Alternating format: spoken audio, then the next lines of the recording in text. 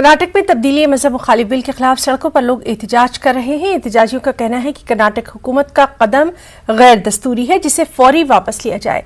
वाज़ेह है कि कांग्रेस और जेडीएस अक़लियती तबकों की पुरजोर मुखालफत के बावजूद रियासत की बीजेपी हुकूमत ने मुतनाज़ बिल को असेंबली इजलास में पेश किया था। वहीं कांग्रेस ने बिल को चोर दरवाजे से पेश करने का हुकूमत पर इल्जाम लगाया।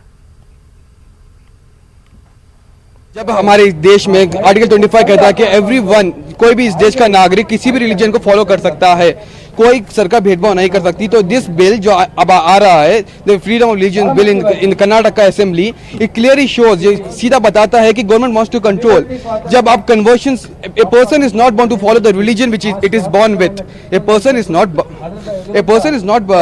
bound to follow the religion it is born with. Everyone has the value, everyone has the right to change their religion if they want to, for any reason XYZ, if they're not forced and if they want to they can.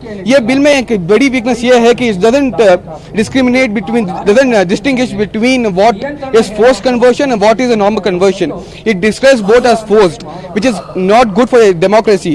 People who want forced into that conversion are being punished. But my question to the government of Karnataka and to the Prime Minister of this country, why there is direct effect against minorities? Go back to CAA, you were bifurcating.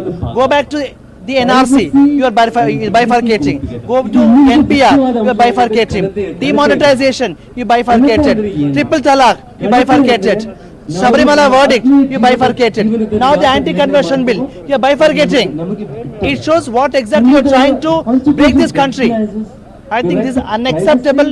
We don't compromise this on the grounds of fascist notion. If you are planning to divide this state and the nation, I take my objection as an activist, as a human being belonging to the plural country and the largest democracy. I condemn this. The government has to immediately withdraw this anti-conversion bill.